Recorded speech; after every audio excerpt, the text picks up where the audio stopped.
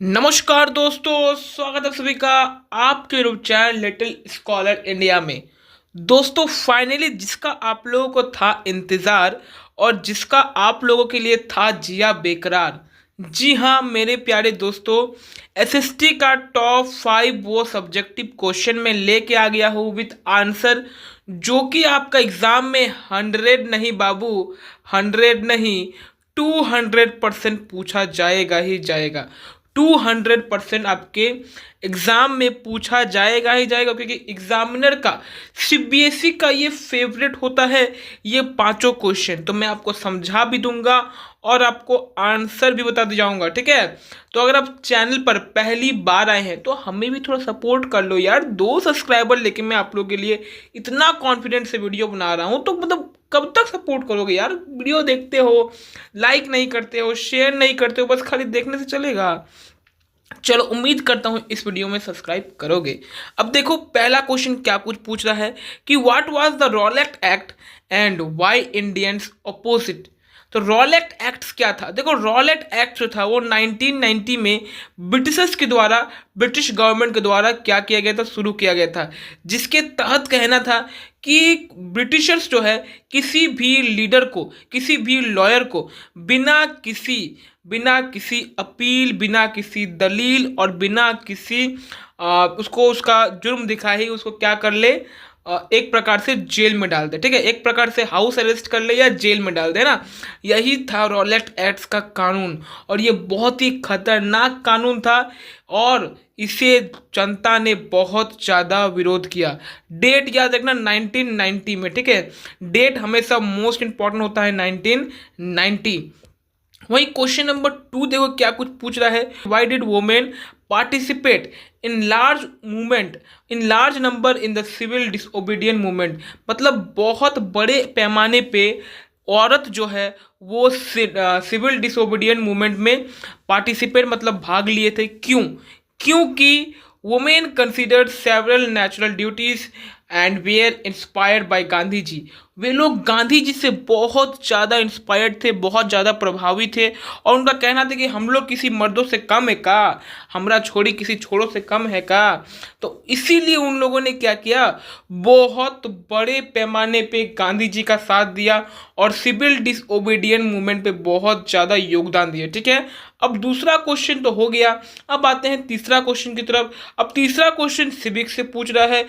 Examiner का ये पांचों क्वेश्चन मतलब फेवरेट क्वेश्चन है, एग्जामिनर इससे अफेयर कर चुका है और एग्जामिनर हमेशा ये क्वेश्चन देता ही देता है। अब देखिए क्वेश्चन नंबर 3 क्या कुछ पूछ रहा है कि what are the main 3 components of political party. Main 3 components क्या होते हैं? तो the main 3 components of political parties are leaders, अचीव मेंबर्स, फॉलोअर्स। जी हाँ, पहला तो होता है कि वे लोग लीडर्स बनते हैं, फिर अपना मेंबर्स अचीव करते हैं, ठीक है। एक्टिव अपना अपना मेंबर्स को एक्टिव करते हैं, अचीव नहीं यहाँ पे एक्टिव है, ठीक है। तो अपने मेंबर्स को एक्टिव करते हैं, फिर फॉलोअर्स अपना बढ़ाते हैं। ठीक एक सेम टू सेम यूट्यूबर के जैसा। सर आप भी तो यूट्यूबर है? अरे अरे सॉरी मैं तो अपने खिलाफ ही बोल रहा हूँ। चलिए अब देखिए क्या करते हैं। तो सिंपल समझिए कि एक पॉलिटिकल पार्टी का भारत में कितना बड़ा योगदान है, बहुत ही बड़ा योगदान है। करप्शन करने में बहुत बड़ा योगदान है, प्रगति ना करने में बहुत बड़ा योगदान है। लेकिन सारी पार्टियां ऐसा नहीं हैं, बस कुछ गिने चुने पार्टी है जो सारी पार्टियों को बदनाम करके रखें। क्योंकि चोर हम लोग इस सोसाइटी में बस 10% है, लेकिन ताला 100% के घर में लगता है। उम्मीद करता हूं आपको ये क्वेश्चन के साथ आंसर भी समझ में आ गया होगा।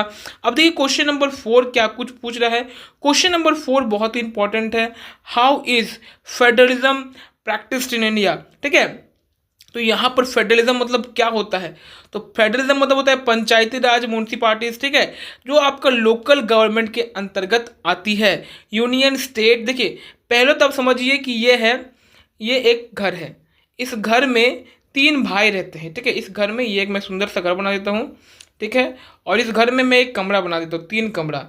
एक का नाम है सोनू, एक का नाम है मोनू, एक का नाम है गोनू, ठीक है। अलग अलग गलत घर बन गया, मैं फिर से घर बना देता हूँ। मैं ये रहा एक घर, ठीक है। सर घर भी कैसे बना रहे हैं? चलिए ठीक है चलता है। एक का नाम है सोनू, मोनू और गोनू, ठीक है। तो सोनू, मोनू और गोनू का अपना पर्सनल कमरा है, लेकिन किसी का भी अपना घर नहीं है।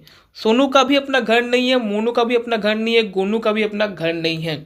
लेकिन सोनू के मम्मी पापा का अपना घर है, लेकिन सोनू के मम्मी पापा का अपना कमरा नहीं है। वे लोग बरामदा में, छत पे ऊपर जो बरामदा होता है वहाँ पे सोते हैं। अब सोनू, मोनू और गोनू का अपना पर्सनल कमरा है लेकिन घर नहीं है। लेकिन उनके मम्मी पापा का अपना पर्सनल कमरा नहीं लेकिन पूरा घर ही तो है। वैसे ही होता है सेंट्रल गवर्नमेंट और स्टेट गवर्नमेंट, ठीक है। स्टेट गवर्नमेंट और सेंट्रल गवर्नमेंट। स्टेट गवर्नमेंट का अपना एरिया होता है कि इतना एरिया तक कि आप विकास कर पाइएगा, इतना एरिया तक आप रूल कर पाइएगा।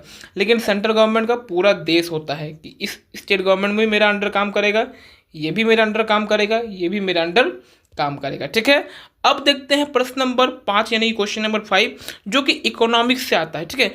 बहुत ही इंपॉर्टेंट क्वेश्चन है कि आपको बताना है कि किस प्रकार से एक ऑर्गेनाइज्ड जॉब और एक अनऑर्गेनाइज्ड सेक्टर किस प्रकार से अलग होते हैं। तो सिंपल, एक ऑर्गेनाइज्ड सेक्टर में परमानेंट क्या होता है, परमानेंट एम्प्लॉयमेंट होता है, परमानेंट काम होता है, एक बेटर सैलरी होता है, ठीक है। उसके साथ पीएफ हो गया, फिर मेडिकल फैसिलिटी हो गया, ये सब कुछ मिलता है। लेकिन एक अनपरमानेंट जॉब या फिर अनऑर्गेनाइज्ड जॉब में क्या होता है, आपको कोई भी टाइमिंग नहीं रहता है।